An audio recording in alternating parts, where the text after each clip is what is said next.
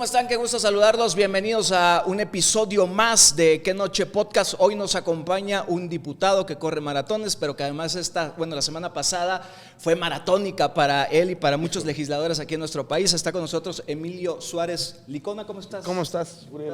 Gracias por la invitación. Bienvenido, gracias. No, siempre es divertido estar en mesas, en entrevistas, sobre todo temas que son complicados de explicarle a la gente. Claro. Y evidentemente pues fue una semana compleja para quienes estamos en el Congreso, pero más compleja para el país. Para el país. Sí, no hay buenas noticias. Oye, antes de iniciar, un ejercicio. Bueno, tú que corres, es maratonista, por cierto. Hay que respirar. ¿Te parece? Puesto. Venga, a la de 3. ¿Nos van a cobrar por eso? Pues ¿Habrá impuestos hasta por respirar? Hombre, ya se vuelve más complicado. Lo hemos dicho desde hace algún tiempo. El dinero se le está acabando al gobierno y están buscando nuevas fuentes de financiamiento. Durante casi 6 años de la administración pasada con el presidente López Obrador dijeron que no iba a haber nuevos impuestos y que no nos íbamos a endeudar. Pues hoy estamos en un escenario en donde hay deuda y hay más impuestos. Sí, justo te decía por eso, porque hay comentarios de la población hoy, los leo, ¿no? Nos quieren cobrar hasta por respirar. ¿De qué no estamos exentos en este momento en el tema de los impuestos? A ver, no solo se discutió en esta semana, el día de ayer y luego ver al Senado de la República, todo el paquete de ingresos. Y para decirlo en palabras sencillas, y que se debe entender por la gente, qué sucede cada año, porque es desde el mes de septiembre hasta el mes de diciembre, es el periodo donde se aprueba, y básicamente el Estado, el país, el gobierno hace una planeación como cualquier padre de familia, ¿no? Padre o madre de familia. Tú revisas qué vas a hacer en tu siguiente año, cómo vas a planear tu siguiente año, si vas a vacacionar, si no vas a vacacionar, si tienes el interés de poder comprar una casa, un coche, una motocicleta, o poder invertir en materiales de trabajo para abrir tu changarro, ¿no? Entonces, esa planeación que se hace en familia, y de, oye, tengo trabajo, no tengo trabajo, hasta cuándo voy a tener trabajo, tengo que llevar a los hijos de repente al médico o no, ese trabajo de planeación se hace también en el Estado, y eso implica un trabajo pues bastante complejo que involucra distintas variables a nivel nacional. Y esas variables, desde hace tiempo nosotros lo venimos señalando, que nos deberían preocupar porque el gobierno se le está acabando el dinero. A ver, esta semana fue, lo decíamos, maratónica, ¿no? Para el Congreso. Hubo muchos temas importantes para el país que se tuvieron que discutir. Pero para ir desglosándolo, como tú dices, y para entenderlo todos, ¿no? Porque de pronto hay muchos conceptos ahí medio rebuscados en el Congreso, ¿no? El paquete económico del 2026, ¿qué es un paquete económico? El paquete económico es, el Estado mexicano lo que hace es revisar distintas variables. ¿Está creciendo o no está creciendo la economía? ¿Hay consumo o no hay consumo? El consumo es relevante porque activa la economía. ¿Hay inversión pública o privada? No, es decir, el gobierno está construyendo carreteras, está rehaciendo carreteras, está cuidando las carreteras, está cuidando la infraestructura del agua, hay empresas o no extranjeras que quieren invertir en México, el empleo está estable o se están perdiendo empleos en el país. Entonces, se hace una revisión de todos esos componentes y se hace una proyección de cuánto dinero le va a entrar al país, o sea, al Estado mexicano, y cuánto dinero tienes que gastar. Y básicamente cuando no te alcanza, a ti como persona, como ciudadano, tienes una posibilidad que es pedir prestado, ¿no? Entonces vas a un banco, pides prestado y ya tomas una decisión en qué te lo quieres gastar. El Estado mexicano lo que está haciendo ahora es pedir prestado, porque no hay dinero. Y ese pedir prestado, pues es la aspiración que deberíamos tener cualquier mexicano, es que se gaste en obras de infraestructura productivas, ¿no? Hemos criticado, por ejemplo, el tema de la refinería, que no está refinando, el Tren Maya, que ya le dicen por ahí el tren falla, ¿no? Está falle, pero está haciendo un mecanismo para potenciar el crecimiento del sureste mexicano. Pues hay dudas, ¿no? Lo que se hizo de la compra de Mexicana, fue una buena inversión del Estado mexicano, pues parece que no, porque ya tuvieron que regresar algunos de los aviones que estaban arrendando, se los tuvieron que regresar al propietario, ¿no? Entonces, cuando el dinero no alcanza, tú tienes que pedir prestado. Hoy el gobierno para el 2026 va a tener una deuda adicional de 1.7 billones de pesos. ¿Qué quiere decir esto para las familias mexicanas? Que básicamente en el 2018 cada mexicano, por la deuda que se había contraído pues, desde tiempo atrás, debía más o menos 70,000 pesos. Para el 2026 va a deber 153,000 pesos cada mexicano. A ver, y cualquiera podría pensar, a ver, yo no debo 153,000, diputado.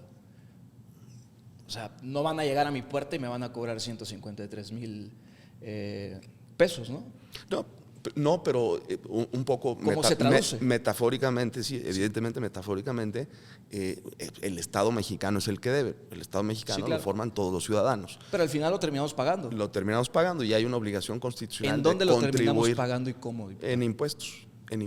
Y es lógicamente eso lo que están aumentando los impuestos.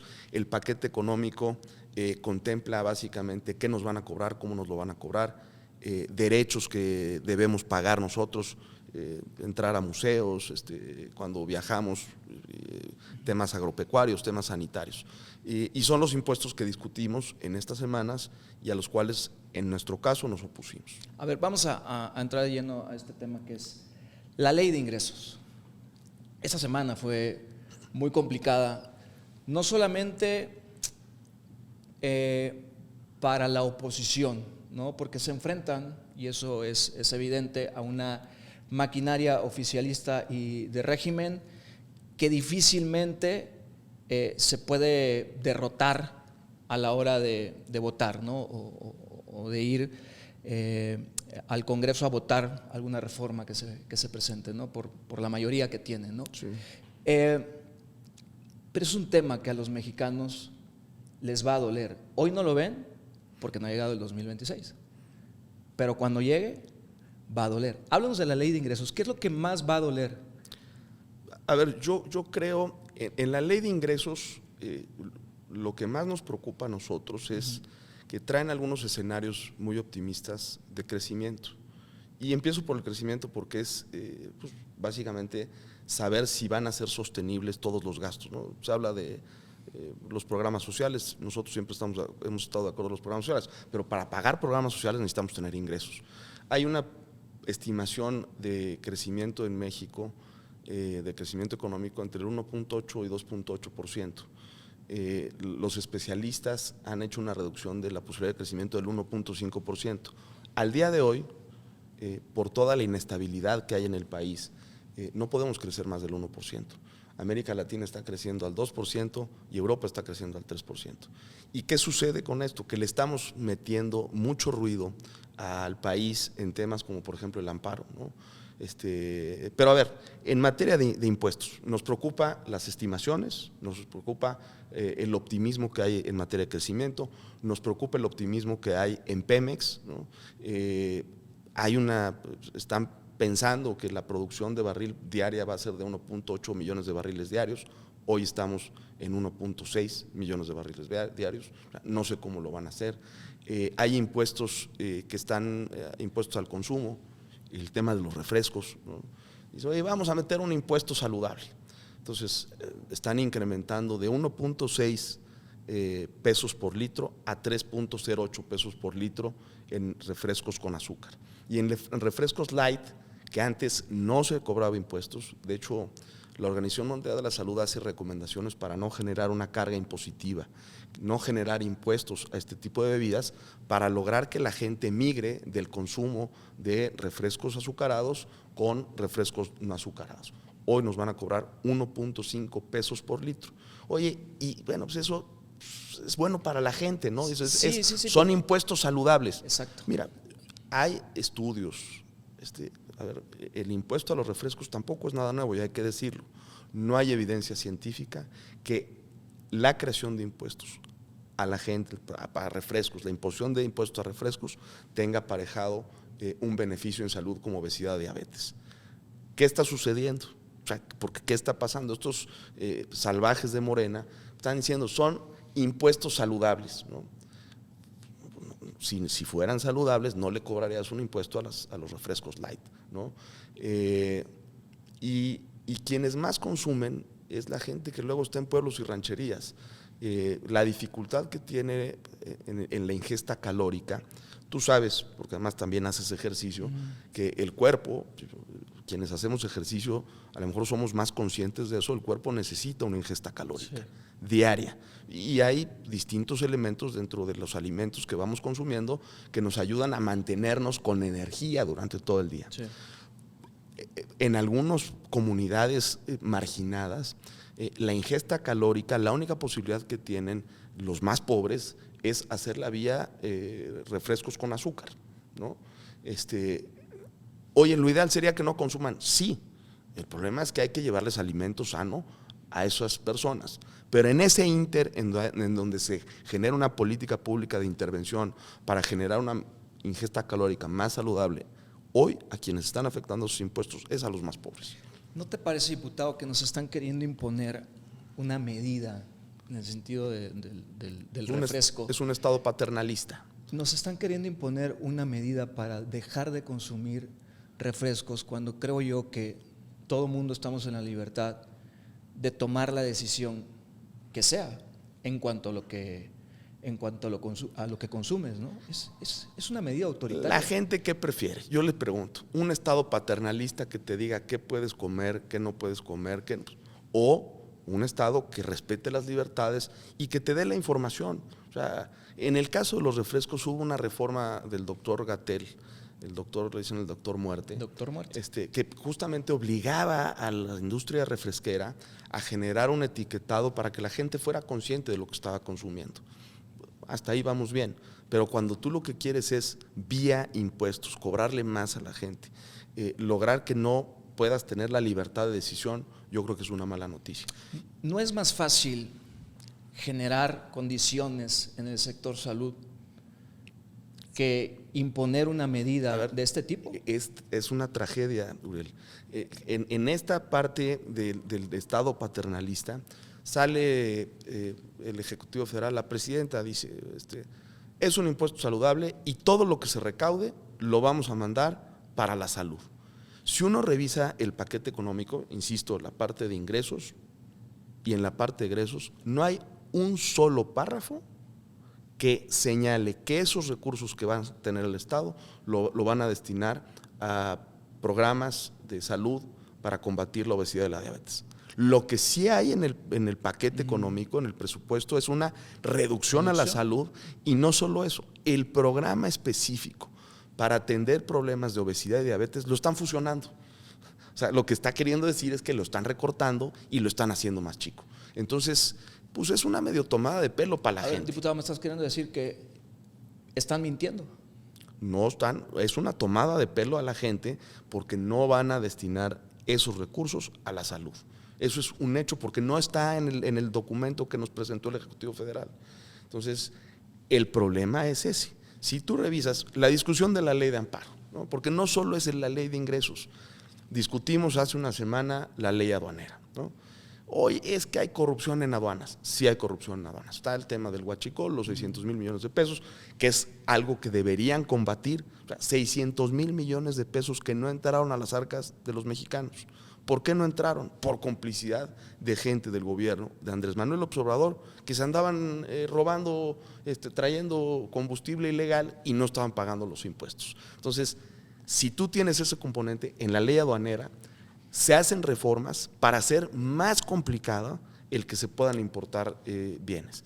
Les ponen una carga regulatoria a las agencias aduanales que lo único que van a hacer va a ser trasladarle la responsabilidad a las MIPYMES.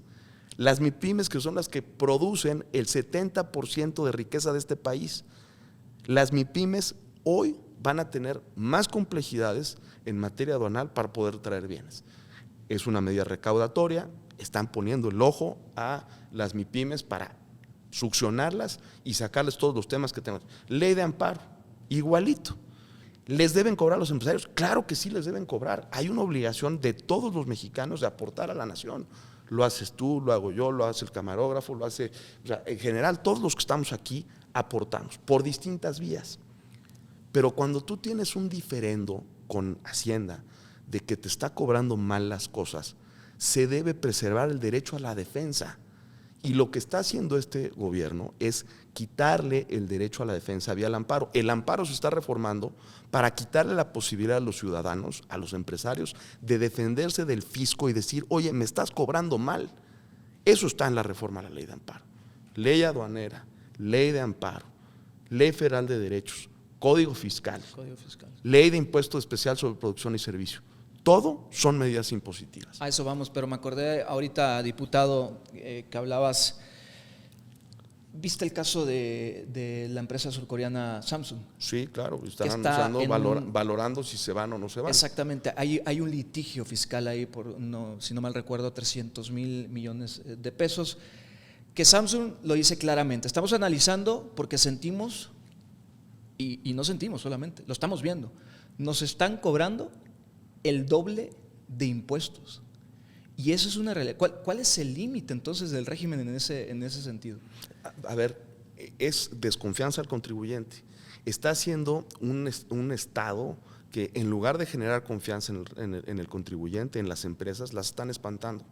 Yo te decía, y además a ver, si yo estuviera en el lugar de la presidenta, si yo fuera estuviera en el lugar de la presidenta, a mí me preocuparía la estimación que yo te estoy dando.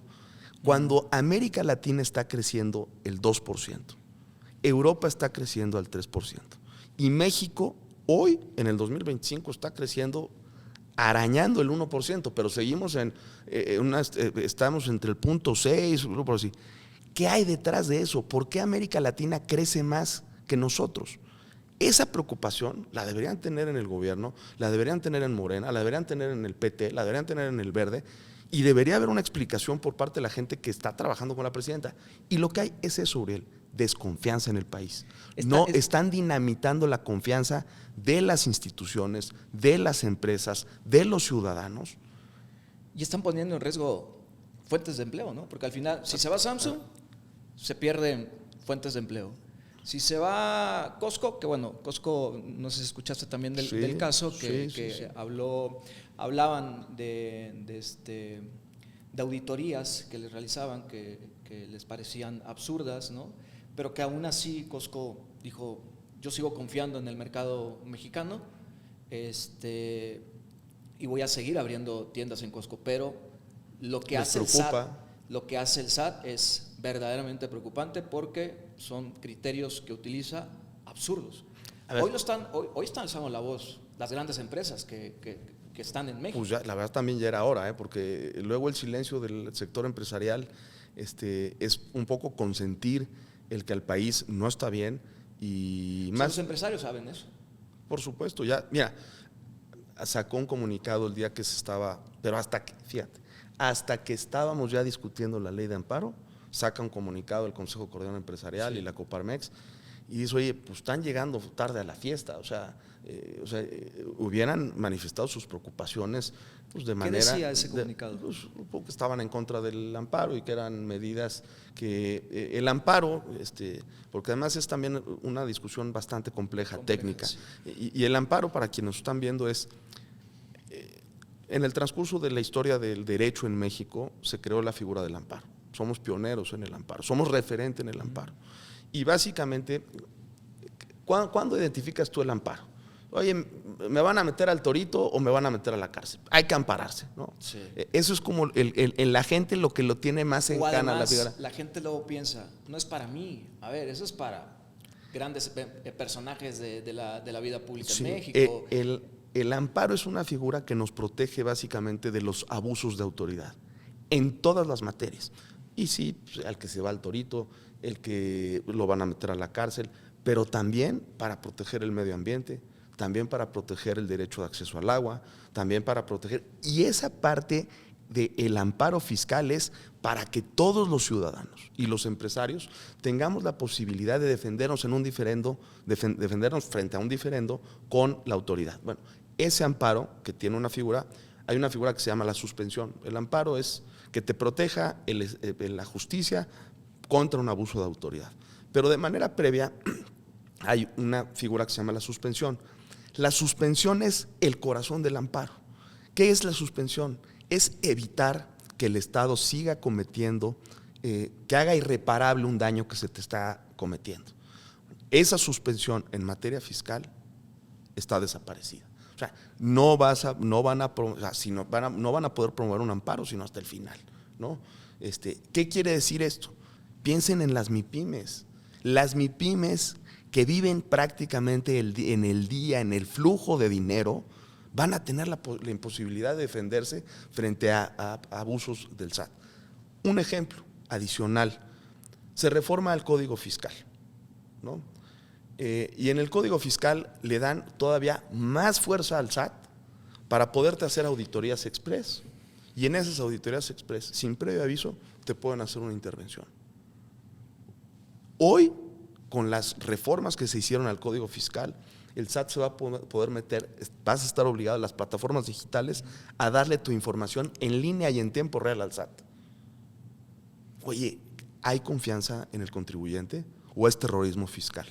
Yo creo que quienes están detrás de estas decisiones le están metiendo un ruido al país y poco le están ayudando a la presidenta para generar esa confianza que no nos permite crecer como país económicamente. No nos permite ver. Te voy a dar un dato porque además es cínico cuando acusan el neoliberalismo de gobiernos pasados.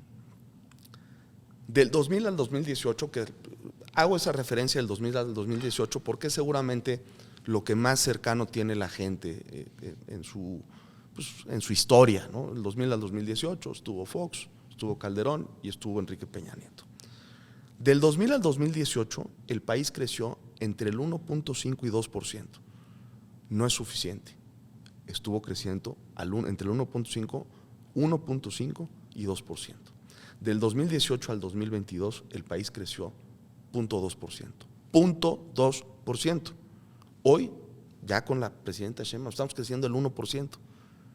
Oye, ¿cómo puede ser que América Latina, ya quito Europa América Latina, nuestros vecinos, ¿no?, estén creciendo al 2%, el doble que nosotros? ¿Qué estamos haciendo mal? Eso es lo que están haciendo mal. Le están metiendo ruido, le están metiendo incertidumbre al país, le están metiendo falta de confianza de empresarios nacionales y extranjeros para invertir en el país. ¿Tú crees, diputado, que hoy los empresarios deberían de perder el miedo y hablar de los abusos, en este caso fiscales, que pudiesen estar pasando? A ver, los empresarios que quieran seguir en México deben levantar la voz. Lo que está pasando es un poco, y con mucho respeto para quienes tengan familiares con alguna enfermedad vinculada al cáncer, ¿no? Pero yo creo que lo que nos está pasando es eso.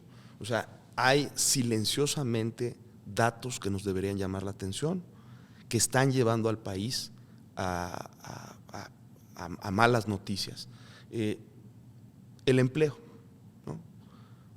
Si no fuera por las plataformas digitales,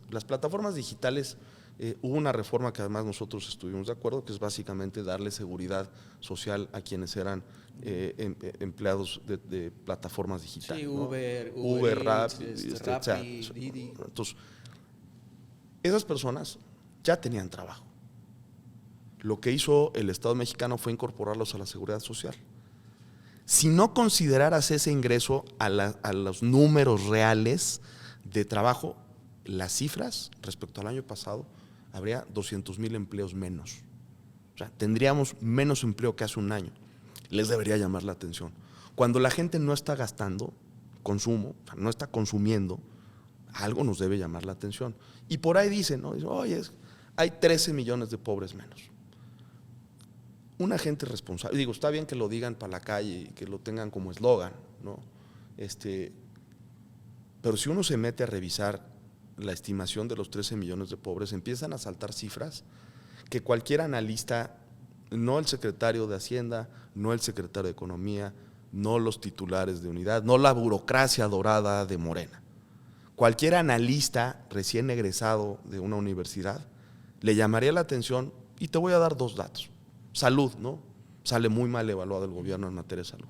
Pero te voy a dar dos datos que deberían invitar al gobierno y deberían invitar a los expertos a hacer un análisis mucho más serio de la pobreza para que no sea un espejismo. Nos dicen, ¿no?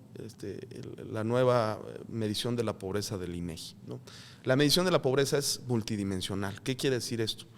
Se toma en cuenta cuánto está ganando una persona, ese es un componente, y hay otros 6 componentes de derechos sociales. Tienes agua, tienes salud, tienes educación, tienes seguridad social, y eso mide qué tanto o qué no es pobre México.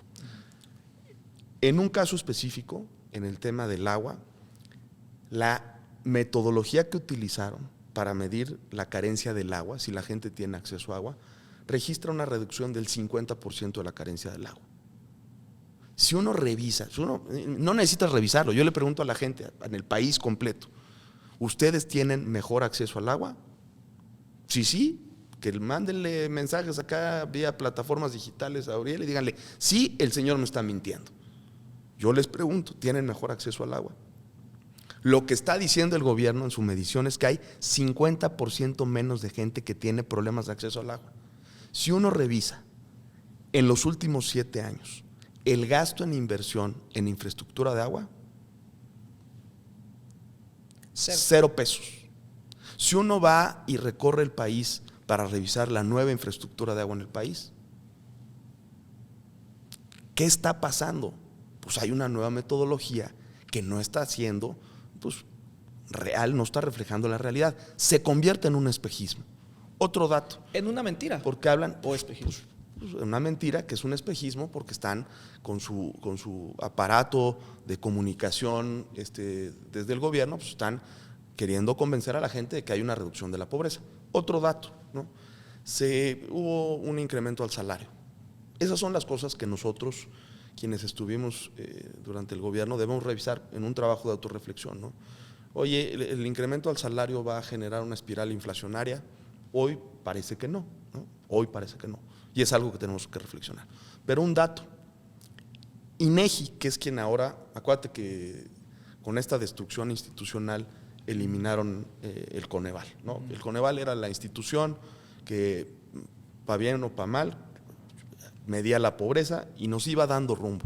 Si no se mide la pobreza de manera seria, no tienes la capacidad de tomar decisiones de política pública para definir el rumbo y atacar los temas de la pobreza, educación, salud, ¿no? Trasladaron esa responsabilidad de Coneval, que era un órgano especializado, al INEGI, ¿no? Entonces hay un cambio metodológico. La misma institución tiene una diferencia en la medición del ingreso de los mexicanos. La ENIG, que es la encuesta que hacen, van casa por casa y hacen una encuesta de cómo están los temas de pobreza. La ENIG refleja un crecimiento del 5% del ingreso, del 28% del ingreso de los mexicanos. 28.5, la ENIG. Las cuentas nacionales que hace el propio INEGI, que son criterios objetivos de inversión, crecimiento, consumo, reflejan solo el 5% de mayor ingreso de los mexicanos.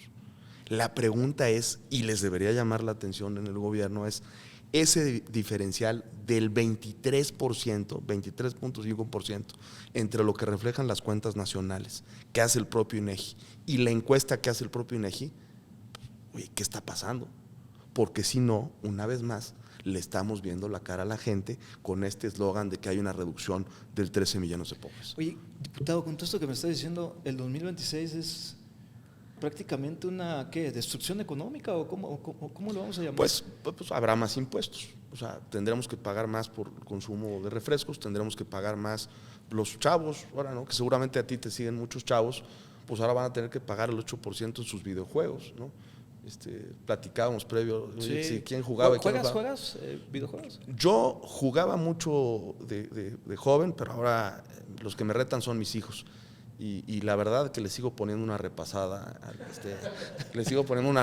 en el de fútbol. En y el se ponen, FC ahora, ¿no? De repente me gana, pero les sigo dando clases. Okay, pero de violencia, estos temas yo casi no juego, pero mis hijos se enfrentan a eso. Sí. Y me dicen, oye papi, ¿puedo jugar? Siempre me dicen, oye, va a jugar tanto tiempo. Procuramos entre mi señora y yo medir el tiempo que están pero sí, y va a haber nuevos impuestos para los videojuegos. Te voy a presentar lo que el régimen considera que es parte de la violencia o inseguridad, como ellos dijeron, ¿no? Que es justamente los videojuegos. Para el régimen esto es parte de la violencia e inseguridad que vive el país. Es un arma. No, hombre, es un arma para ellos. O sea, ¿qué lectura le damos a esa consideración de pensar que los videojuegos son parte del problema de inseguridad que vive el país? Yo prefiero que los niños de este país tengan la posibilidad de acceder a videojuegos, medidos con el tiempo y hacer un buen balance, a que los jóvenes se vayan y estén cooptados por el crimen organizado porque les ofrecen un salario y les ofrecen un espejismo, y ese es el riesgo. El riesgo y la realidad es que pues, hay muertos en el país y no están midiendo lo que está pasando en la calle, el enojo en la inseguridad. Y yo creo, insisto, nos están tomando el pelo porque impuestos saludables acaban con los programas de la salud. Otra vez, la misma discusión que teníamos, Estado paternalista, hay mucha violencia. Lo que genera la violencia en los jóvenes no son los videojuegos, no son los videojuegos, es dejar a los chavos que no tengan un parque en su colonia, no tengan un espacio de recreación, no tengan un espacio deportivo, no puedan acceder a educación, no puedan acceder a salud. O sea, el que no puedan tener mejores condiciones de vida y que vivan en la pobreza. Eso los hace pues, obligarse a estar, involucrarse con el crimen organizado. Ahora, ¿qué dice específicamente tú que viste este párrafo, esta reforma, ¿no? O este nuevo impuesto? ¿Qué dice específicamente con el tema de cómo van a considerar que un videojuego es violento? ¿Cómo lo van a medir? Porque es una pregunta que hoy tiene el gamer. El gamer dice, a ver, si yo juego Warzone, que es un videojuego de disparos y demás, o sea, ese es considerado violento, pero ¿qué más van a medir? A ver, Mario Bros, un juego de choques, de carritos chocando, eso es violencia. A ver, ¿Cómo lo van a medir? El propio FC que tú dices, el que se barra a un jugador y expulsen, pues es la expulsión que hay en el fútbol. Sí, en la regla. La expulsión en el fútbol que juegan todos ustedes, la tarjeta roja es eso, ¿no? Es, oye, te estoy sacando por violento, ¿no? Porque no jugaste limpio. Entonces, pues sí, esa definición pues está ambigua. Seguramente recurrirán a la categoría que tiene los juegos que se venden en plataformas. Es una tragedia. O sea, y además, le sigues dando vuelta. Mira, te voy a dar otros datos, como dirían por ahí. El impuesto al ahorro. Yo no sé si ustedes sabían que ahora les van a castigar al ahorrar. ¿Qué ha pasado en el país? Pero, a ver, ellos dicen que al final lo van a terminar regresando si tú lo reclamas al SAT. Si tú lo reclamas. El impuesto al ahorro, que crece del 0.5 al 0.8%, lo que está haciendo es desincentivar el que la gente se bancarice, que la gente tenga el dinero en los bancos. ¿Por qué la gente debe tener el dinero en los bancos? Que es una discusión. ¿Qué prefieren tener ustedes? ¿El dinero en el colchón o en los bancos? Pues en el banco. ¿Por qué? Porque te generas una historia crediticia y eso te da posibilidad, primero, ahorrar, segundo, invertir. Claro. Tercero, la posibilidad de tener un crédito. Sí, ¿no? Un hipotecario. Si no eres visible para las instituciones financieras, pues no te pueden prestar. No van a confiar en ti. Esta medida lo que está haciendo es desincentivar el ahorro y tener el dinero guardado en el colchón. El tabaco, ¿no? Es otro ejemplo de lo que van a grabar, ¿no? Y además, eso es la parte impositiva. Te vas a los derechos y también otra vez le están metiendo derechos. Derechos es lo que paga uno, el pasaporte, ¿no? O sea, derechos en materia de migración, en materia de salud, en materia agroalimentaria. Para salir con tus hijos ahora vas a pagar un permiso, ¿no? Le están incrementando a los menores no acompañados, les están aumentando una tarifa. El DNR, que es el derecho de no residente, pues está aumentando. Hay un aumento considerable. En temas sanitarios, los permisos que sacas en COFEPRIS pues van a costar más caros. En temas, aquí los traigo todos. hice la tarea, yo sé que tú los traes en la memoria porque, bueno, formas parte de la comisión, ¿no?, que atendió el tema, pero difícilmente pues tú lo estás manejando todo el tiempo y los traes memorizados. De repente se me van, pero... Sí, porque además, pues son muchos. Pero ahora los vamos a recordar a partir del 1 de enero, que los estemos pagando. Sí, exactamente, que se estén pagando, que ya la coquita nos cueste más cara en la tiendita de la esquina.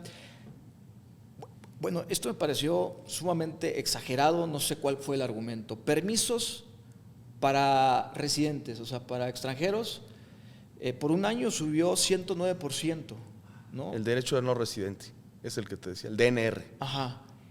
¿Ese pasó como de 5,000 y tantos? ¿O ese es el de la permanente? Incrementó al doble. Pero además te voy a decir una cosa, porque es importante lo que tú estás haciendo. Cada impuesto, cada derecho, quien lo termina pagando son los ciudadanos, pero también hay áreas afectadas. Si lo que queremos previo al Mundial, te doy el caso del Mundial. Oye, viene el Mundial el siguiente año, pues es un impuesto que están creando para eso. Quieren cobrarle a la gente, oye, está bien, o sea, hay que generar ingresos para el Estado y va a haber gastos asociados al Mundial. Explícame de esto, me llama particularmente la atención. Este impuesto lo generaron pensando en el Mundial. No, a ver, el derecho de no residente ya existía, sí, claro, pero se está incrementando al doble. Y la pregunta es ¿cuál es el destinatario? ¿Quién es el destinatario? Pues el destinatario es el visitante que va a estar en este país en el 2026. ¿Quiénes van a venir en el 2026 a este país? Pues la gente, principalmente la gente que va a ir al Mundial. Y te doy otro dato, porque además son las inconsistencias de lo que se está cometiendo en el gobierno. Dice, oye, vamos a aumentar el DNR casi al doble, ¿no? ¿Y en qué lo van a gastar? Oye, si estuvieran gastándolo en promoción del país, visita a México, ve a las playas, dice, oye, pues están cobrando y van a invertir para generarle más riqueza al sector turístico. Nadie sabe, nadie supo en qué se lo van a gastar. Y el problema es ese, que en la administración pasada les dejaron una refinería sin refinar, una línea aérea sin pasajeros, el tren falla, con fallas y sin pasajeros. Entonces, lo que está haciendo el Estado mexicano es destinar recursos y estar sacando dinero de donde se pueda para pagar las obras faraónicas de la administración Por cierto, pasada. paréntesis, dicen por ahí que AMLO merecía el Premio Nobel de la Paz. ¿Coincides con eso? Pues habrá que preguntarle a la gente, si, sobre todo a quienes han sido víctimas del crimen organizado, si una persona que se tomó una foto con la madre del Chapo Guzmán merecería el Premio Nobel de la Paz. Es una broma que dijo por ahí, por cierto, con un estilito bastante chocante y agresivo, Arturo Ávila, ¿no? Pues es una mala broma, ¿no? O sea, ya parece cómico, pero cada quien asume el rol y el papel que quiere jugar en esta vida, y hacer una propuesta de esta naturaleza, pues da risa, ¿no? Sí. Ahí te van seguimos con la lista de impuestos. Certificación con vuelos de inspección, permisos por un año para residentes, ya lo decíamos. Cobro en aeródromos sube 39%, certificados de aeronavegabilidad 32%, ampliación de helipuertos, cigarros puros y otros productos de tabaco 25%, en el que tú te quieras detener, revalidación de licencia de vuelo 19.7%, inspecciones a entidades financieras 16%, puros hechos a mano, o sea, me parece que son los que llaman artesanales. Todo ese primer bloque parecería que el destinatario es la gente más adinerada en el país. Pero hay otros, si te sigues en la lista, van otros. Formatos de salida de menores al extranjero, 294 pesos va a costar. Estos ya son cifras más los menores precisas, no acompañados. ¿no? Permisos para turistas, 983 pesos. Certificado fitosanitarios, lo que hablabas hace un rato. Sí, que además, teniendo la experiencia del gusano barrenador, que no hizo nada este gobierno, pues cuando te dicen, oye, en materia agroalimentaria, la fito y zoosanitario, las inspecciones pues, sí, van a costar certificados más caros. fito y zoosanitarios también, mismo precio, 899 pesos. Cobro por inspección en casa de bolsa. Ese es otro impuesto que se está creando al sector financiero. Ok. Autorizaciones para visitas en embarcaciones. Sí, igual están pensando, es el tema de los cruceros. Museos y zonas arqueológicas. Museos y zonas arqueológicas que nos debería preocupar. Sí. El Estado mexicano lo que debe promover es que la infraestructura alrededor de las zonas arqueológicas esté en buenas condiciones y que se conserven las zonas arqueológicas. Hoy tú vete a Chichén o vete a cualquier otro lugar de nuestras zonas arqueológicas y que juzgue el ciudadano si están bien cuidadas o no. Están aumentando el impuesto, están haciendo menos permisible que accedas a ese tipo de zonas arqueológicas, pero además están mal mantenidas. Entonces, ¿qué está pasando? ¿No? ¿En qué se van a gastar el dinero? Que además carísimo, si no mal recuerdo la cifra a la zona arqueológica de Teotihuacán pasó de 97 pesos a 200 y pico, algo así, ¿no? Si no mal recuerdo. Ventas a través de plataformas Porque además digitales. te voy a decir una cosa, por ejemplo, ese incremento pega en el bolsillo de los más pobres. O sea, la gente que tiene la posibilidad, yo luego voy mucho a Hidalgo, ¿no? Entonces me voy por la parte de Teotihuacán. Y ahí, pues tú ves que hay un chorro de gente de distintos sectores de socioeconómicos, pues, que van a las pirámides. ¿A quiénes van a afectar más? Pues a los que menos tienen. Luego, ventas a través de plataformas digitales. Va a haber un aumento. Desde hace algún tiempo traen entre ceja y ceja las plataformas digitales. En el 2025 ya hubo un incremento y hubo medidas para tener más fiscalizadas las importaciones vía plataformas digitales. Yo no sé si compran ustedes, yo te digo la verdad. Eso iba. ¿Cómo se traduce ya en la vida diaria? La neta, yo hace mucho tiempo que no me paro en un centro comercial. Y muchas cosas, porque además no soy de estar comprando, mi señora un poco más que yo, pero yo no soy de estar comprando.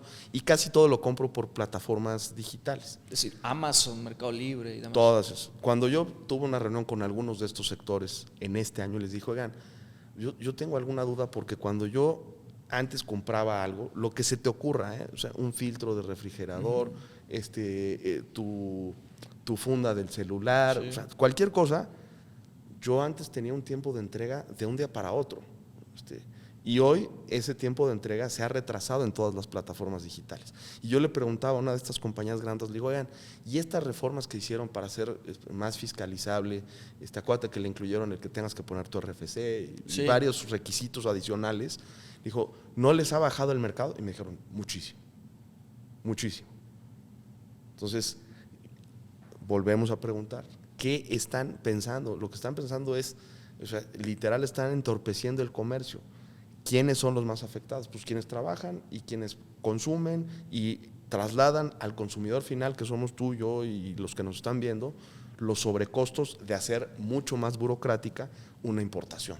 Eso tiene un costo necesariamente. Te doy un ejemplo, porque eso lo hicimos para que la gente entienda por qué es importante. Hace algunos años, yo creo que fue en el 2014, hubo una reforma que nosotros promovimos para lograr que entre Estados Unidos, siendo un mercado muy consolidado, se pudieran hacer preinspecciones aduaneras en Estados Unidos y en México. ¿Y qué quiere decir preinspecciones aduaneras? Que revisaran básicamente el contenido de lo que está yendo a Estados Unidos y lo que está viniendo de Estados Unidos a México. Y lo que se buscaba era facilitar el comercio, ¿no? ¿Qué lográbamos facilitando el comercio? Reducir los costos. Claro. Pero ¿cómo van a reducir los costos? Bueno, un camión que va desde Querétaro a la frontera y lo tienes estacionado en la frontera durante 3-4 días, pues eso pues tiene un costo, tiene que estar el camión parado, le tienes que pagar a la gente que va manejando, el producto a lo mejor pues tiene un periodo de caducidad, que pues eso entonces tienes que tener inventarios que los tienes que estar moviendo. O sea, hacer medidas de endurecimiento sin razón al comercio, como es lo que está pasando, genera costos asociados. Y estos costos asociados, el que los termina pagando somos todos nosotros, es el consumidor final. No lo absorbe el empresario. El empresario dice, yo soy un buen samaritano y me voy a quedar. No, ese lo paga. En el precio final, ¿no? Pues en el precio final y lo pagamos los consumidores. Y eso es lo que va a pasar. ¿Casas de apuestas digitales? Casas de apuestas digitales. No Sí. tengo el vicio, pero... No, ni yo, pero- me cuesta pero mucho apostar, no, pero, la verdad que no. o sea, no sé, por acá ustedes le juegan a las apuestas, ¿no? El parlay, el Nadie. famosísimo parlay y eso, creo, ¿no? No va por ahí, ¿no? No. Qué bueno, ¿no? Pero Pues, bueno, pues a las cada casas, quien, ¿no? Pero a las casas de apuestas pues les van a cobrar. refrescos y bebidas azucaradas, ya hablamos. Sueros orales. A ver, ¿qué pasó? Ahí hubo mucha polémica en el tema de los El sueros electrolit. orales, del electrolit particularmente. Sí, a ver, Porque pareciera que fue directo, ¿no? sí, a ver, y es la misma discusión de los impuestos saludables o no saludables. Las bebidas azucaradas se les cobraba un impuesto, ¿no?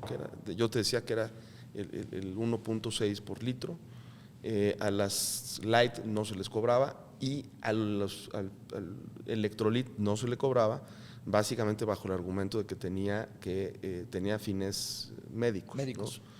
Y de hecho pues, el electrolit normalmente lo venden en las farmacias, etcétera, Sí. ¿no? Y había una discusión de si el electrolit pues, tiene la misma proporción de azúcar que tiene un refresco. Y sobre eso decidieron pues, cargarle la mano al electrolit y nos vamos parejo, aun cuando se utilice para fines médicos, vamos a cobrar impuesto porque tiene azúcar. O sea, hay inconsistencias e incongruencias en el gobierno en esta definición de generar impuestos saludables. Es una farsa, es una mentira, no hay impuestos saludables. Están cobrándole impuestos al electrolit, que se utiliza para temas médicos, están cobrándole impuestos a los refrescos light, insisto, contra las indicaciones, sugerencias de la Organización Mundial de la Salud. ¿Hay un trasfondo en el tema del electrolit? Yo creo que era a lo mejor emparejar la cancha. Y luego vienen alimentos procesados, ¿eh? O sea, alimentos procesados que tienen alto contenido de azúcar, pues esos van a ser el siguiente año, ¿eh? Y el problema es que no es la salud, están viendo, no hay dinero. O sea, el gobierno se está acabando el dinero. Y lo más triste de todo es, vuelvo al tema de los programas sociales. Es que los programas sociales los inventó el PRI. O sea, Bueno, Morena dice que el PRI y el PAN los quieren desaparecer. los programas sociales, toda la gente que nos está viendo, probablemente el programa social que tiene en el inconsciente colectivo, o sea, el que nos recuerda de manera muy rápida, es el de Solidaridad con Carlos Salinas de Gortari, ¿no? Entonces, desde la época de Salinas de Gortari se crearon los programas sociales. Y lo que está pasando es que no tienen cómo fondear los programas sociales. Entonces, porque además con una tragedia de los propios programas sociales, también nos debe llevar a la reflexión de lo que hicimos. Los programas sociales fueron evolucionando con el paso del tiempo. Y esta evolución lo que buscaba era que ese dinero que el Estado le da a personas y que lo hace el Estado para emparejar la cancha con otros ciudadanos, o sea, ¿no? El que, por ejemplo, pudieran llevar a guarderías gente de escasos recursos, todos los programas, empleo temporal, que justamente tenían como la finalidad de emparejar la cancha con otras personas que tienen mejores oportunidades, tenían un componente, y el componente es que el dinero fuera productivo. O sea, si tú le estás entregando a un ciudadano, le estás dando una beca para que vaya a la universidad, hay que cerciorarnos de que ese chamaco, ese joven está yendo a la universidad. Lo está usando con esos fines. Lo está usando con. Eso sucedía antes. Ahora lo que se hace es literal entregar el dinero sin más. O sea, tú le trasladas el dinero a la gente y ya si se lo gasta o no se lo gasta, le ponen, ¿no? O sea, las becas del bienestar. Pero no hay un esquema para revisar que ese dinero se esté gastando en las universidades. Probablemente a la gente le gusta más eso. O sea, de hecho, es parte de la discusión, ¿no? A la gente no le gusta que le condiciones en términos de medir que realmente estén utilizando el dinero para lo que se les está dando, ¿no? Pero la pregunta es, ¿estructuralmente eso le está ayudando al país o no? Estos programas sociales, con los que además nosotros siempre hemos estado de acuerdo y que nosotros el PRI fue precursor para generar estos programas sociales de adultos mayores, el de la leche, todos se tienen que fondear y se tienen que pagar de algún lado. Bueno, diputada, ya no nos va a quedar de otra más que pagar. El Pagar. próximo año, 2026. Más Pagar impuestos, impuestos. más gasto, nuestra vida diaria va a salir más costosa. Mi resumen de lo que está Sí. pasando. Hay nuevos impuestos, hay impuestos que ya existían que nos van a cobrar más caros, hay derechos que nos van a cobrar más caros. Un tema importante, todos los derechos que tú dijiste hace rato lo están aumentando en estándares por arriba de la inflación. O sea, no están por debajo de la inflación. Hay impuestos nuevos, hay impuestos que se les están aumentando, hay deuda, hay más deuda para los mexicanos y hay un optimismo del cual nosotros no somos partícipes en esta reflexión de cómo le está yendo al país y que ellos no están encontrando una salida de que el país crezca más que América Latina y acercarnos más hacia países europeos o asiáticos. Bueno, va a haber una recaudación mayor para las arcas del Estado. ¿Qué se va a hacer con ese dinero entonces? Eso lo vamos a discutir en las próximas semanas. Y la propuesta del PRI es gastar en lo que se dejó de invertir, en educación, en salud, que la gente tenga medicinas. El sistema carretero es un desastre. O sea, el 70%, el otro día platicaba con gente que está en el sector de la infraestructura carretera. 70% de nuestras carreteras les dejaron de invertir dinero y hoy son un desastre. Por eso escuchas de los accidentes, por eso escuchas que de repente hubo deslaves que cierran carreteras, lo que está pasando en Veracruz, lo que está pasando en Hidalgo. Es falta de inversión, es falta que no le están metiendo dinero. O sea, ¿en qué se están gastando el dinero? En las obras faraónicas. O sea, el sobrecosto que hubo, porque además hacen un planteamiento. Todo lo que han hecho, la refinería, el aeropuerto, el tren, todo ha tenido sobrecosto. ¿Dónde se está yendo el dinero? Pues es lo que vamos a revisar. Por cierto, también soy integrante de la Comisión de Vigilancia. A eso voy porque hay algunos comentarios a propósito del tema de los impuestos, los nuevos impuestos y el aumento. Hay algunos comentarios de la gente en redes sociales que te quiero leer y que me gustaría que les respondieras como legislador, ¿no? ¿Cómo responderías? Dicen, ya solo falta que reactiven el impuesto de antaño. Tenías que pagar por cada puerta y ventana que tenías. ¿Recuerdas eso? Sí, claro. En 2.800. Sí. Yo tengo una propuesta para hacer algo mucho más equitativo para la gente, pero sí, o sea, están inventándose nuevos impuestos, a lo mejor van a reactivar la tenencia. Lo que sigue en esta pregunta que además es un comentario, sí. En este comentario que además pues, es revelador de lo que está pensando la gente. Sí. La otra pregunta que nos debemos hacer es, ¿qué está pasando en estados y municipios?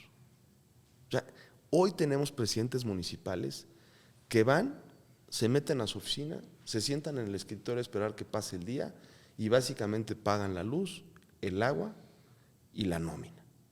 No tienen dinero para hacer infraestructura, para atender a la gente. O sea, y la pregunta es, porque la gente debe estar pagando, la pregunta es, ¿a dónde se está yendo el dinero?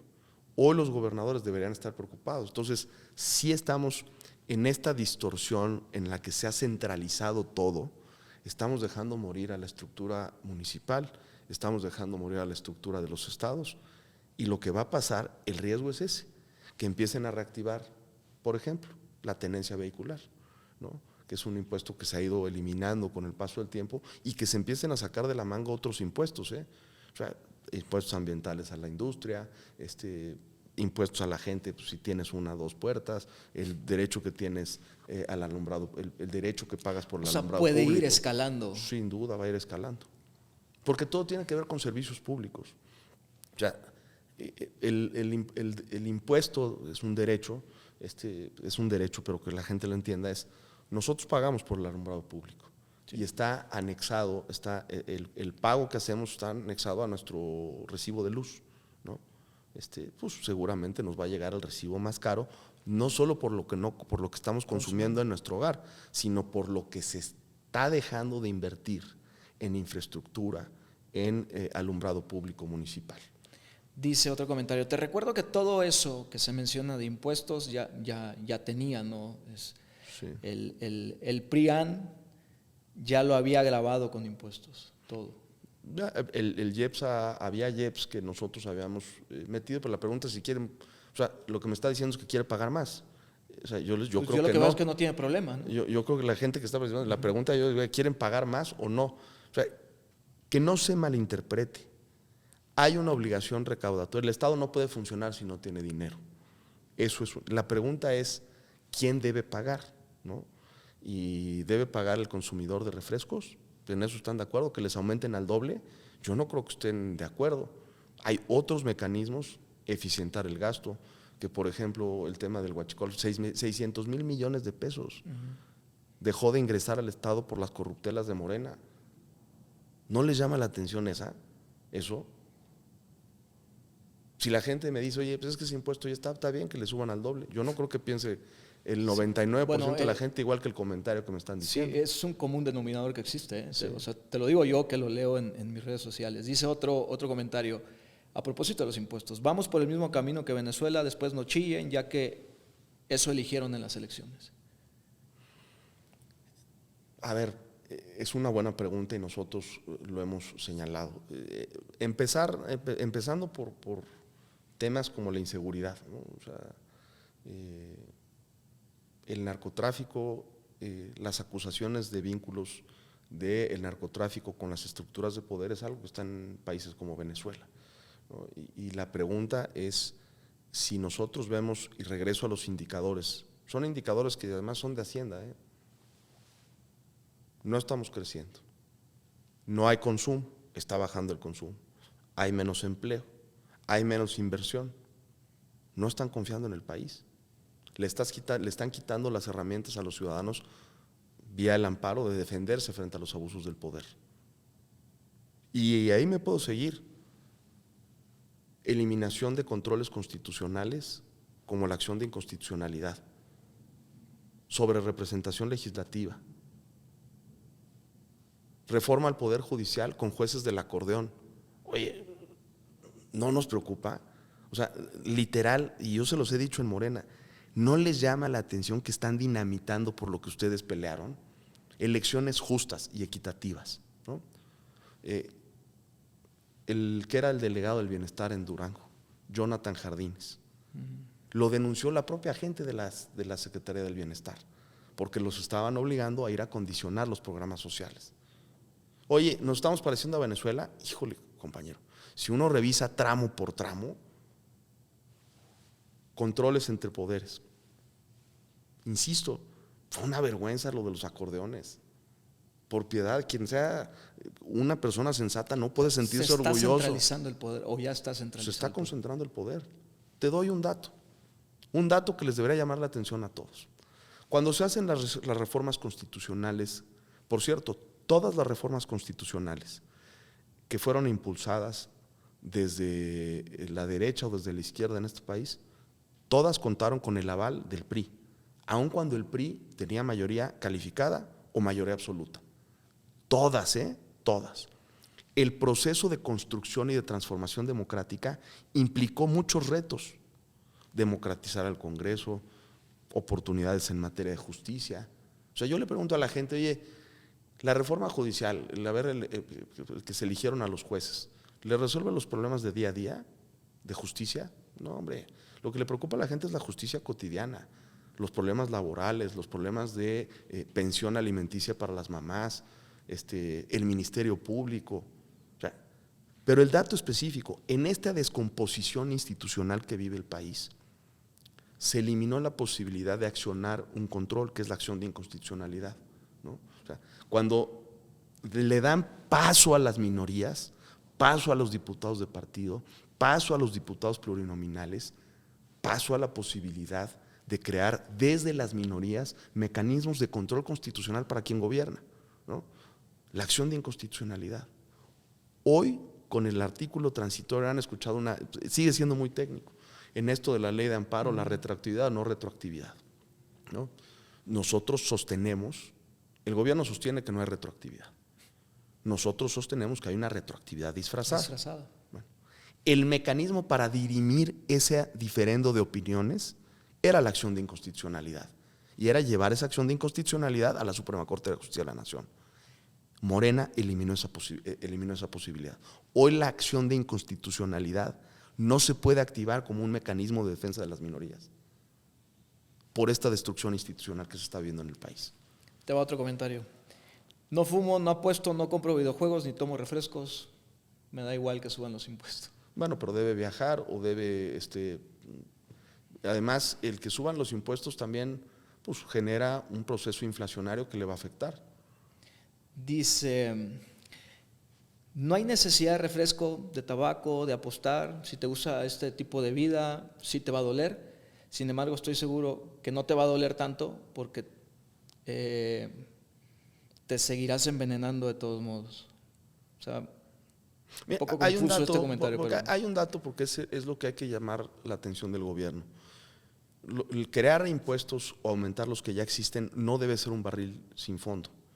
O sea, no, ante una necesidad, las obras faraónicas, porque lo que sigue al compañero, al que participó con el oye, no toman tal, siguen alimentos procesados, que tienen altos contenidos de azúcar. Y los alimentos procesados, pues a menos que coma pura lechuga y puro, o sea, pues nos van a afectar a todos. Dice fíjate estamos viendo que los impuestos se ponen en obras y programas sociales, así que está bien. La pregunta es, ¿el Tren Maya está funcionando o no está funcionando? ¿La aerolínea está funcionando o no está funcionando? O sea, ¿qué prefieren? Yo les pregunto a quienes nos están viendo, ¿qué prefieren? ¿Pagar más impuestos o que Morena no se robe los 600,000 millones de pesos del huachicol? Yo preferiría que la gente fuera honesta y que esos 600,000 millones de pesos que dejaron de entrar a las arcas pues se vayan a los programas sociales. Insisto, los programas sociales están ahí, son un mecanismo para emparejar la cancha con los ciudadanos, pero de algún lugar se tienen que pagar. Y ya la última para cerrar hoy se están pagando vía impuestos de todos los mexicanos, está bien, y deuda. El problema es hasta cuándo va a ser sostenible. Sí, claro. Y ahí te va hasta que fue una joya, ¿no? De comentario. Dicen, ¿acaso los diputados se levantan, los políticos, acaso los políticos se levantan pensando cómo nos van a chingar a los mexicanos? Pues eso, yo pensaría que no, por el contrario. Sí, claro. ¿Cómo con los elementos, instrumentos que tienes, puedes generar más riqueza en el país? Yo te diría un ejemplo de que se pueden hacer mejor las cosas. El impuesto predial, ¿no? El impuesto predial casi no se paga en México. O sea, la gente, los más ricos que tienen tierras ahí muertas, pueden pagar lo mismo que está pagando un pobre de impuestos, de predial. Entonces, la transformación fiscal del país atraviesa por decisiones como por ejemplo el cobro de predial, en donde el que más se vea favorecido de no pagar tantos impuestos sea el pobre y el más rico con tierras productivas sea el que más pague. Entonces, no, evidentemente pues hay que pagar impuestos, hay una obligación constitucional. El Estado necesita dinero para poder cumplir los compromisos de educación, salud, buenas carreteras, infraestructura, agua. La pregunta que les hago yo a quienes nos están viendo, oigan, ¿tienen un mejor sistema de salud? Yo no veo, ahí están los padres de los niños con cáncer, hay un mejor sistema educativo, pues hay que revisar cómo se está evaluando a nuestros niños comparado con otras partes del mundo. ¿Hay mejor infraestructura carretera? No hay una mejor infraestructura carretera. ¿Hay mejor infraestructura de agua? No hay mejor infraestructura de agua. O sea, no solo son los programas sociales, yo insisto, la pobreza, o sea, el componente de los programas sociales atiende y ataca el ingreso de los mexicanos, pero no es todo. O sea, hay otros 6 componentes que se deben atender y que son derechos sociales que se crearon desde las épocas del régimen priista, que también atienden la pobreza de la gente. Oye, acceso a la vivienda, una vivienda justa, donde la gente no viva sin nada, ¿no? Acceso al agua, ¿no? Entonces, todos esos componentes hoy no están siendo resueltos por este gobierno. ¿Qué sigue en el periodo legislativo, diputado? ¿Cuál es la próxima gran conversación o debate? El presupuesto. ¿Cómo nos vamos a gastar, cómo se va a gastar el Estado, el gobierno, el dinero para atender estas estas necesidades de la gente. Háblame un poco de ti. Platícame cómo empezaste en la política, qué te inspiró, quién es tu mentor. Fíjate que, a ver, yo entré a la política por accidente. O sea, literal fue un tema. Mis papás trabajaron en el sector público. Mi papá renunció al PRI en esta parte de la corriente democrática, militó en la izquierda. Mi madre sigue siendo priista. Y yo tomé la decisión de no participar en la vida pública. Quise ser profesionista, yo me veía como un abogado, soy abogado. Yo quise ser abogado fiscalista y me apasiona el derecho. Pero una circunstancia de vida, que justamente un hermano se muere en un accidente, y encontré refugio en la política. O sea, ahí encontré refugio. Un buen amigo me llamó y me dijo, oye, ¿por qué no te vienes a trabajar conmigo? Le dije, mira, sí, pero yo no quiero participar en la vida de partidos, ¿no? Yo le había ayudado a mi mamá en el PRI, fui presidente seccional desde los 18 años, pero había dejado, después de la derrota del PRI en la Ciudad de México, muchos jóvenes priistas tomaron dos opciones: hacer política en las cámaras, en el Congreso, o hacer política desde áreas técnicas del gobierno, ¿no? Y yo tomé la decisión, bajo esta circunstancia en donde me refugio frente a la muerte de mi hermano en el Congreso, tomar la palabra a quien me invitó, y estuve en los órganos de gobierno de la Cámara de Diputados muchos años. Y luego ahí fui secretario de Servicios Parlamentarios. Quien me invita a ser secretario de Servicios Parlamentarios es Pablo Gómez, el que coordina la Comisión Presidencial de la Reforma del Estado. En esta vena que tengo yo de origen de izquierda, de mi papá, pues había buena relación. Me invita a la izquierda a ocupar una posición donde ellos tenían mano para proponer, y me quedo como secretario de Servicios Parlamentarios en la Cámara mucho tiempo. Luego me invita José Antonio Meade a irme a trabajar al Ejecutivo. Yo la verdad es que el Congreso… Estuviste en Cedesol, ¿no? Primero trabajé en Hacienda, salgo de la Cámara de Diputados y lo digo así abiertamente, salgo de la Cámara de Diputados y dije, bueno, pues ahora sí vamos a regresar a lo que siempre quise, que es hacer mi despacho. Y recibí una llamada en ese entonces de quien era el secretario particular del secretario de Hacienda, y me dijo, oye, ¿te quiere ver el secretario? Y dije, oye, está raro, ¿no? El secretario. Y nos conocíamos porque José Antonio Meade participaba, estaba todo el tiempo metido en el Congreso para ver los temas. O sea, eso ya no sucede ahora, pero el secretario, en ese entonces no era secretario, cuando iba a la Cámara, iba como coordinador de asuntos del secretario de Hacienda, y ahí lo conocí. Y lo fui a ver y me dijo, oye, bueno, pues ya tienes la experiencia en el legislativo, vente al Ejecutivo.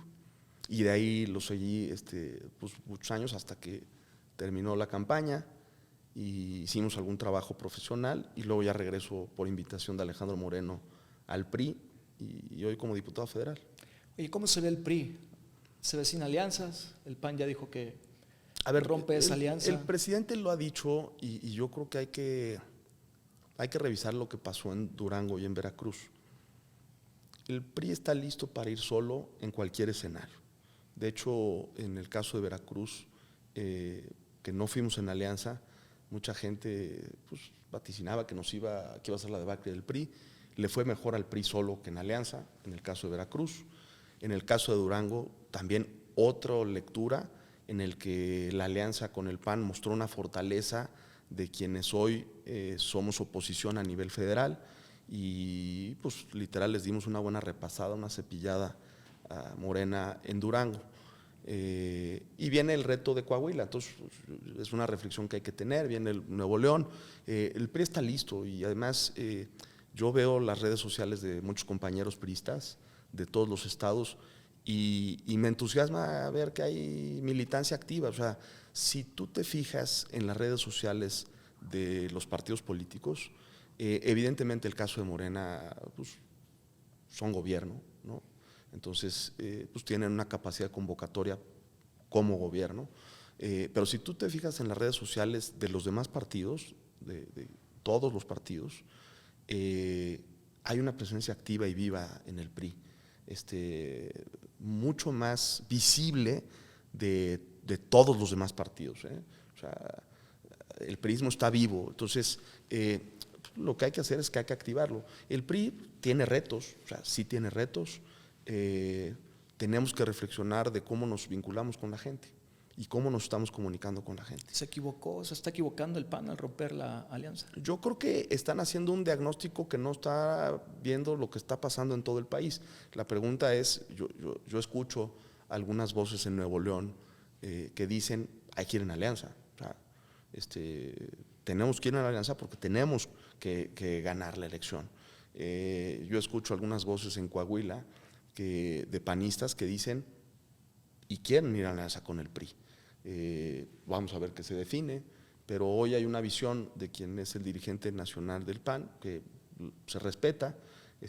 Escuché algunos fragmentos de su intervención, pero no hablemos de eso, hablemos del PRI. El reto que tienen los partidos lo tiene el PAN, pero lo tiene el PRI también, es el ver cómo nos estamos vinculando con la gente y cómo estamos comunicando y cómo les hacemos saber que, a diferencia de muchos sectores de la sociedad, estamos dando la batalla en la Cámara de Diputados. Estamos yendo a las sesiones, estamos alzando la voz. El presidente ha sido perseguido por su activismo para denunciar pues, los vínculos y las acusaciones del crimen organizado con algunos personajes de Morena. Eso tiene un valor histórico y yo creo que tiene un valor para hacer ver a quienes nos siguen, en general a la gente, que lo peor que le puede pasar a este país es tener una oposición débil, y eso es lo que nosotros no vamos a permitir. Estamos con todo nuestro ánimo, con todo nuestro esfuerzo, porque además, yo te lo platico en un tema personal.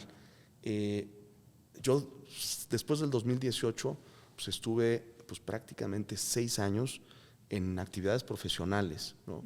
¿Qué me daba la actividad profesional? Vida, la posibilidad de ir a jugar fútbol, inscribirme en un torneo, correr maratones, ver a mis hijos, jugar con ellos videojuegos. Hoy, literal, pues, dice que nunca se te quita la vena de estar en la política. Con esta posibilidad de invitación que me hizo Alejandro Moreno para representar al PRI en el Instituto Nacional Electoral, para estar como diputado federal, pues otra vez vuelve la etapa de sacrificios, ¿no? Y esta etapa de sacrificios implica dar mi opinión. Hay voces, el propio coordinador Monreal de Morena, en la discusión del amparo reconoció la posición, la mía, pero la del partido, o sea, que la que yo represento en la tribuna, de que con argumentos técnicos estamos señalándoles en qué cosas no estamos de acuerdo. Pero además hay una responsabilidad con mis hijos. O sea, yo estoy en una posición de un cargo público, yo no puedo permitir que, si estoy viendo que hay cosas que no están jalando bien en el país, que siga habiendo violencia, que siga gente que no se puede atender de temas de salud, yo no le puedo permitir a mis hijos decirles, pues fui de paso ahí a la Cámara de Diputados y estuve de vacaciones. No hice nada. No hice nada, yo tengo que decir y lo tengo que hacer. Porque además hay un ánimo de no escuchar a la oposición. O sea, literal hay una cerrazón de que son ellos los que tienen la dirección del país, y no, simplemente no. Te doy 2 ejemplos, ¿no? Yo propuse 2 iniciativas y curiosamente compañeros de Movimiento Ciudadano, ¿no? O sea, compañeros diputados fueron los que me buscaron. Me dijeron, oye, nos queremos sumar a tu iniciativa, pero pues estos salvajes no las quieren aprobar. 2 temas. 1, la posibilidad de darle apoyo, subsidio, licencias temporales a los padres que tienen un hijo con alguna o discapacidad o algún tema de atención oportuna en temas médicos a sus hijos. La van a votar en contra. No le genera costo al Estado. En algún tema de subsidio, pero en general no le genera costo. Es obligar a los empresarios a que le puedan dar licencia a la gente y que esa gente pueda atender a sus hijos. Oye, ¿cuántos casos no has escuchado tú, por ejemplo, de operaciones estéticas, de gente que se atendió con un médico que pues, nada más no estaba certificado y que eran a lo mejor muchas veces médicos extranjeros? Oye, hay que preocuparse por la gente que pone su salud en las manos de gente. Yo propuse certificar a los médicos extranjeros, la votaron en contra.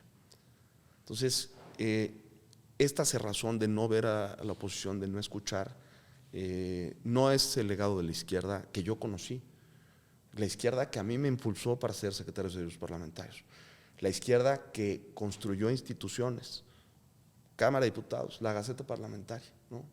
Hoy la alteran la Gaceta Parlamentaria, el sistema electrónico de asistencia y votación, pues hoy hay votos fantasmas, Sí. ¿no? El canal del Congreso, ¿no? Hoy es un medio, es un órgano de difusión de Morena, ¿no? Entonces, esa izquierda que peleó por espacios, por democratizar la vida del país, por tener diálogo y comunicación de las minorías, esa no es la izquierda, por lo menos en los hechos que yo conocí hace 15, 20 años. Hay una cerrazón, no quieren escuchar y hay miedo de los empresarios. ¿Cómo es un domingo sin política para ti, diputado? El domingo normalmente voy con mis hijos a CEU y vamos a andar en bicicleta. Mi mujer camina y hace ejercicio, entonces yo voy a correr, ellos andan en bicicleta. Me gusta ver el fútbol y algunos partidos americanos.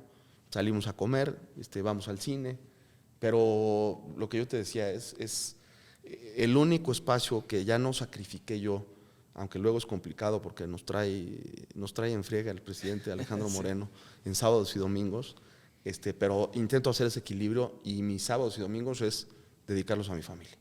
Oye, ya nada más para ir cerrando, un mentor.